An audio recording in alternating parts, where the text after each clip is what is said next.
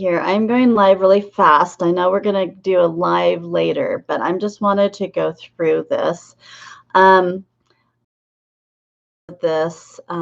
Julie Weflen and the girls, I call it the girls case. And it's a case that in my 20s, because I'm around Julie's age, she's a little older than me, and the other girls are a little bit around the same age, same area that I grew up.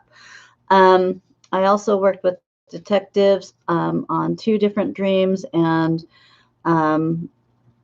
actually and called them on a couple dreams. I was working with one detective, and he said that me and another young man, a boy, was receiving the same dreams as I was in on my first dream.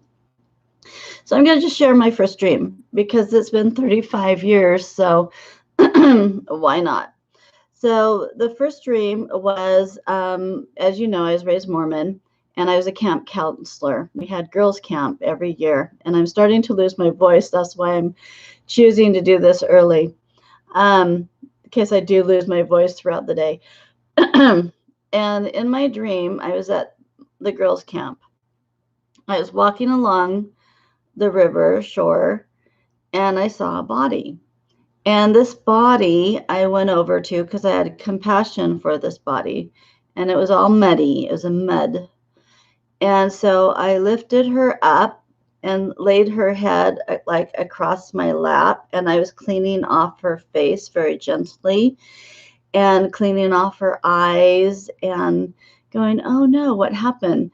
And then she opened her eyes. And then she started talking to me and gave me information. So that's how my first dream was that matched the little boy. She went to him too. I believe it was the same year that she became missing, and it was around Christmas. And all I knew is that she wanted to be found for Christmas. So the next dream I had was an octangle shape is very important in this situation, octangle. And I'm going to go into that a little bit too. Also, one dream I had, I was in church. I was walking down the aisle of this church. And of course, being raised LDS, I, thought, oh, I'm in church. But then all of a sudden, I felt this great hate and anger. And there's an altar at the front of this church for something. And I turned and looked at everybody, and they were in an attire. And I realized that this isn't a church that I've ever gone to, but it was a coven, something like that. So that was very interesting. The detective validated that might be a possibility on some of the girls that's missing. Also, a white utility truck was very prominent in my dream. And to this day, I have a fear of white utility trucks. Any utility truck that has writing on the side, that has like a utility part in the back, to this day, I still have a fear of white utility trucks because of the dream made it clear that that was something to be feared through these girls being missing. What else? Okay, so I'm going to delve in. I'm going to show you something now, and I'm going to go through each of these girls. I call them my girls. And Julie wanted me to share something that may hit something to somebody that knows her. And so she wanted me to show you 2 things so you know possibly it's her. So I'm going to turn this to over here. I'm going to bring this in a little bit. Okay. So Julie wanted to have me show you. She gave me 2 words. She gave me beatnik, if that means anything to anybody. And this is Julie Weflen. And she gave me overdrive. And I felt she meant BTO, Bachman Turner Overdrive, because that was kind of our era. And so yesterday, had actually a great day listening to all of Bachman Turner Overdrive songs. I just had it on YouTube and was cleaning and dancing and listening to them. And I said, well, Julie, which song is the main song you want me to show? And so when you Ain't Seen Nothing Yet came up, I felt like a spirit just walked through my body. I was chilled from head to toe, and it stayed there.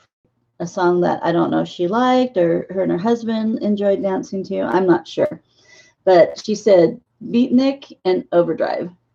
So I'm going to start over here with this lady, Sally Stone. Anybody that's from Spokane, Washington knows about the Kontiki Bar in State Line, and it is, we know it, that we haven't been there, but we know. Oh, let me turn this down. As she was coming out of her physical therapist, still there. There's still donuts on the seat, and so she was taken. I don't know if this utility truck is prominent, because most people would say, hey, it's a utility man, he must be safe, and it's not safe. So something about that white utility car. Okay, so we're going to go over to Tubbs Hill over here, and this is Debbie. And Debbie is adorable. She's just an adorable young woman, full of energy and spunky. She was a school teacher. I believe she was in her 30s, and she became missing on Tubbs Hill. Now, Tubbs Hill and Coeur d'Alene, when I grew up, it was known that you never go on Tubbs Hill by yourself as a woman. There was a rapist at one time on Tubbs Hill. Girls had gotten raped, and she became missing. And they're saying, well, how do you think she became missing? Because it's so dense. It follows the water. It's like a hill. And it's just beautiful, actually. And my dad and I have hiked that several times together. And they have said, how did she become missing? I feel this utility truck or a person that she had met before drew her down off the path. And it says she was taken, She was struggled before she was taken. She struggled before she was taken. Broad daylight. Okay, now I want to go to the first one. Is Kathy became missing in 81, and she was a nurse. And this is very interesting. I think I graduated in 80, so this was a year after I graduated. And she hits the MO, she hits the MO, she hits the MO. She doesn't hit the MO, but she's blonde and green eyes. These girls are brown hair, brown eyes. So she disappeared from her home area. So her car was missing, and she was missing. She didn't make it to work as a nurse, I believe. Then her husband reported her missing. What was weird about this case is that she became missing. Her car was gone. The next morning, the police got involved. The car appeared the next day by the hospital where she used to work. The police did not investigate the car. Who knows why? They didn't do fingerprints, etc. of the car. So when they called the husband and said, hey, we found her car, but people that lived around there said that car wasn't there the day before. That car just appeared overnight. The husband got in the car, and the car seat was all the way back, like a tall man had drove it. Why the police didn't investigate that? The police also then finally investigated. She lived on 5 acres, I believe, in the Coeur d'Alene area. And they didn't investigate around the home until 32 years later. So this one, I think this one knew the same man. And this man, WP, I'm going to call him WP, somehow got involved in these lives. I don't, it's either this one or this one that, this man happened to die this year. And so my father and brother are in real estate, and my brother's in real estate. So I kind of have this sleuthing in real estate. Man's house. I wanted to see what it looked like, to see if I got any hits from his home. It showed lots of pictures of his home. He had a safe room. He had, I believe they said 24 acres. What was very, I knew the kitchen, and I knew I had seen him and men meet, like he'd have meetings, and I know he had this adventure course around his house, but this man that passed away that knew these girls was a mule. He was the one that picked them, and then followed them, and then I will let you know what I feel at the time. He had a specific time he had to take them for a specific reason for this group. Okay, so the home, it was very interesting because he died, I believe, January. The house went up for sale in January. The very same day the house went up for sale of his, there was a buyer.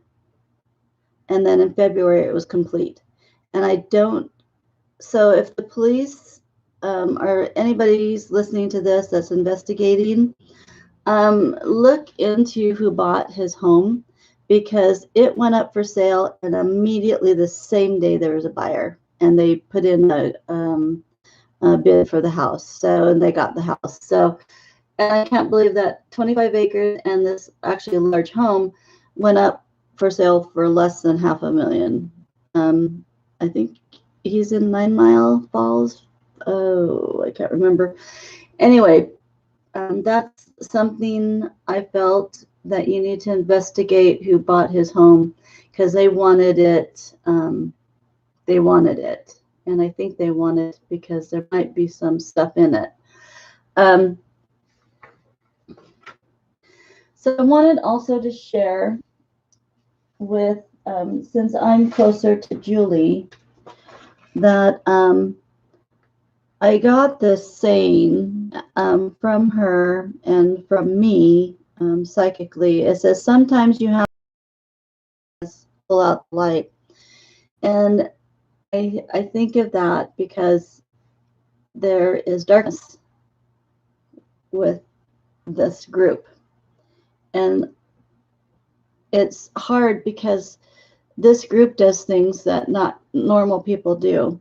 And they're dark, and they draw on the darkness, and they pray to the darkness. And these girls, if anybody's watching this, these girls were taken a week or 10 days prior to a full moon or a solar eclipse.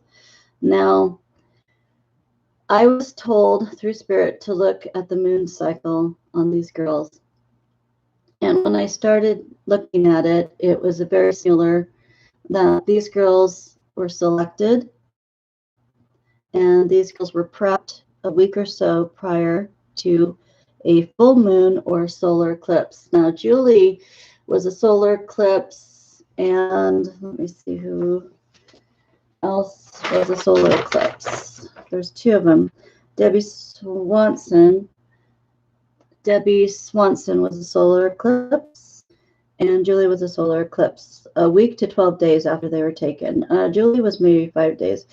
Julie, because of the prominence of searching for her, the coven had to go underground, so they weren't able to do their ceremony. I'm not going to go into any more, but the ceremony on the solar eclipse for Julie. So they moved her around and kept her alive for a while because they wanted to keep her because she was selected. And when they're selected, they have to be used for this ceremony. So they had to keep her until the next full moon, or whenever they felt it was safe enough, because they have to get together, they have to do their coven, and they knew they were being watched, so they couldn't on Julie's. These girls were easy for them, but this became hard for them. Mark my words. Catherine Gregory, full moon on 11/11. She was taken on 11/4 of September 17. So I'm sad that they couldn't find her during that time because they kept her alive. Stone, full moon, and she was taken on 5/16. And let's see. I also got, there's 7 main players left of the original coven that are still alive. I got church and ritualism. The 7 left are in their 70s, and there's over 20 in the coven, men and families, and all these people have money. None of them are poor. They're set well in society of the area. Let's see. Oh, and last night, of a man in Vietnam, and he flew helicopter in Vietnam, and I think he had like lighter or dark blonde hair. I don't remember if he had a mustache or not. He was thinner in stature in the Vietnam time, and he was in a, I think, in a green helicopter, blue helicopter in Vietnam. So whoever fits that description for anybody that's looking. And he had wing badges on his side of his arm. So, and it was Vietnam. I don't else. Let's see.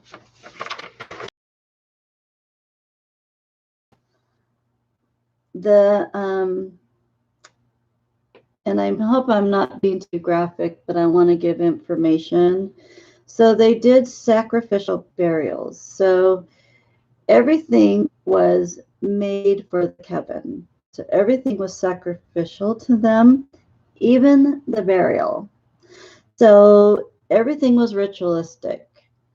So I won't go too much into that, but they would bury the girls the next day after the full moon or the solar eclipse. It was an offering. They were an offering. Also, when I was younger, I kept saying octangle, and I couldn't figure out why octangle shape was so prominent. And I did get some information. I don't know if it's true, but the octangle shape is a map. It's in an octangle shape all over.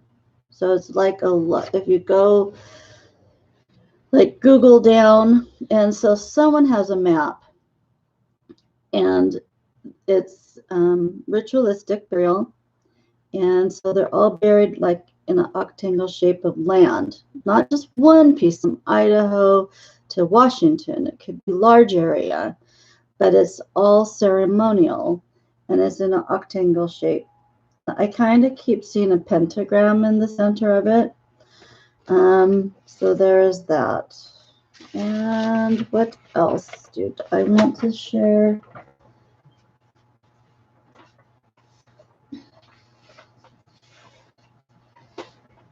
Oh, there's a lady that did astrology on Julie. I don't know astrology very well.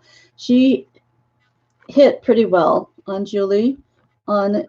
She got a group that took, everything was well planned, well coordinated. This is well coordinated, you guys. And I do really think the police have, through the years, done a really good job on dismantling. Because when I lived in Spokane, there's Spirit Lake, Rathdrum, and we were told to never go by those areas because they had devil worshiping. And when I used to be a hairdresser, I even had stories told to me of people that were driving down a side road. They got lost and they were driving down a side road trying to figure out how to get out of where they were going. And they came upon people in robes and on this road. And so they started walking towards them, and they said they just zipped out. I mean, they just drove backwards as fast as they could to get out of there, because they felt so awful when they saw these people in robes walking around. I think it was in the Rathdrum area. So I always was raised in Spokane to be careful because there is devil worshiping here. I'm going to tell you another story. As I was a hairdresser, I had models because I did national and regional hair competitions, and had a model that lived in Freeman, top of a hill. And so we did a photo shoot and blah, blah, blah. And so I had to take her home because she was in high school, and I had to take her home after this photo shoot that we did for a hair competition. And so my little car stopped on the hill. It just died on the hill because I had to go up way in the forest to her house. And I was with another hair competition model that, because I didn't want to drive out there alone. And so my car died. And so I said, oh, and there's no lights. There's just the moon because you're in the middle of creepy nowhere. And so we're going to say a prayer, and then we're going to go and we're going to lock arms. I'm going to have you face me now. And we're going to lock arms, and we're going to walk like this, and you put your arm here and you put your arm here, and we're going to lock. So if someone's taken, it's going to pull all of us, because we just had this creepy feeling. And so we did that. So I said a prayer, and then we locked arms, and then Christy on this side, no, it was Marie that on this side stumbled, and she goes, oh my God. And now Marie had horses. So she loved horses, and she stumbled over a horse head. It was a horse head. It was a freaking horse head on the side of the road. So we scream, and we kind of start jogging a little bit, and I'm going, oh my gosh, where am I? And so Christy had said, she's the one that lived there, she said that on the other side of the hill from her house was a coven, a group, and creepy things have been happening. And she didn't feel safe in their house because it was so secluded. And so we get to her home. Her dad's home, thank goodness. He brings me and Marie down. Christy stays home. We tell him about the horse head, blah, blah, blah. And as we come down this one lane dirt road, the hood of my car's up, and there's tools, like someone was fixing my car. But there's nobody. There's nobody. We didn't even see anybody run away. And we look around, and the dad says, you girls stay in the car. So he puts my hood down, and he got my car turned around. It didn't start, but he was just working it. And then it was such a slope. He says, what I'm going to do, Robin, is you get in your car, just put it in low, and let's just go down the hill, just coast down the hill, and let's get your car at the bottom of this hill. And then I will take care of your car tomorrow, and then I'll call you when it's fixed, because we got to get your car fixed. So we did that. He ended up taking Marie and I home. And then the next morning, I had a friend take me out to a garage where he was able to get my car towed to. He's so nice. And I can't remember what was wrong with my car. And so it was an easy fix. And I remember Christy saying that on the other side of the hill, was this Kevin, and they would find dead animals all the time around their place. And we never found out who was trying to fix my car. It was bizarre. It was the most. And I always thought I'd like to live when I retire, live out in the forest and be with my little psychic Sasquatch.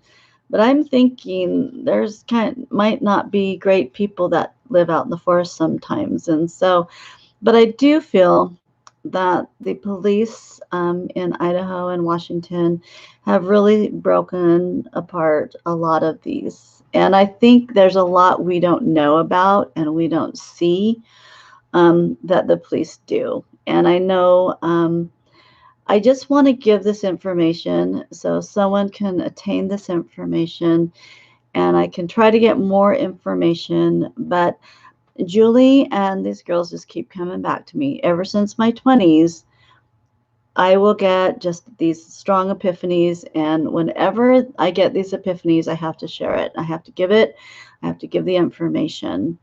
So I know this is not for everyone, but this is a part of who I am. Ever since my 20s, I have been a part of some cold cases, and I do it for justice, and I do it because it's the right thing to do. I don't do it for money. I never have. And how could you ever charge for something like that? This is a talent that God has given you, and He's given it to you for a reason. And so that is how I look at it. So, guys, peace out. We'll talk later. I'm going to take a shower, but I wanted to do this really fast because I know it's not for everyone. But I ask any of you and my group that follows this channel to please pray for all these women, and pray that they'll get a break in the case and they'll get found. And the break in the case was when this one guy passed away this year. And I have to tell you that I haven't felt safe giving information on this case. I've never felt safe giving information on this case because I think it's because I was raised around these people, and we were always to fear it. And they're not good and they're dangerous. And but now they're dying off. And the police are really watching them, honing in on them, know who they are. And if I can give any information where we can find these women, because they are buried, and they are buried deep into the ground, and they are buried. So there will be a time where we can find them because they're here, they're around, they're in the Washington, Idaho area. And the octangle shape, I've never understood what it was until now, that it's a map. It's a map to their burial places because everything has ceremony, everything has meaning, and everything is ritual to these people. So if you can think that way, and I do have to say one thing. There's an 8-year-old boy that saw Julie in this with these people, alive and well. She was fine. He knows, and he was very scared. He was raised in a family of these people, and he knows the truth. It only takes one person to break this case open. And I think that little boy back then, that was 8 years old, that was so scared, can help. And you got to do the right thing. I know it's scary. It's scary for all of us, but you have to do the right thing. And I believe you'll be well protected, because I feel now's the time for that little 8-year-old boy that has grown into a man to do the right thing, because he knows everything and he's seen them. And so come forward. Now's the time. And to be honest with you, life is just fleeting. You know, I'm going to be 60 and I want this case solved before I die. And I don't know so much solved is the word, but I want to bring these girls home. They're here and they want to come home. And I just want you to know that they're healthy and happy in spirit. They have great joy and peace. And we were okay, this sounds weird, but I felt like they were all around me yesterday. And so we were watching this old movie from the 80s, and it was The Girls Want to Have Fun, I think, with Jessica Parker in it. And I'd never seen it. If I had, I totally forgot about it. And the laughing and giggling and dancing to BTO, it was just a spectacular day yesterday. So I just want you to know, if this is one of your family members, that they are healthy and happy, they're sound of mind, and they will love to help. Their bodies are still here. And so there is that boy, that 8-year-old boy, that if you could come forward, it would be the right thing to do. And now's the time. Peace out, you guys. Have a good day. I'll see you a little bit later. And I'm going to take a shower, so I will look a little bit different when I see you later. So peace out, guys. Love you. Bye. Everything is good in love. Always keep the white light of Jesus Christ around you, because that is it's all about love. It's all about love. And there's other people that don't understand that, and they will never understand that. But they're going to kind of understand that when they die. And then justice will be served, if not upon this earth. Peace out, guys. Bye.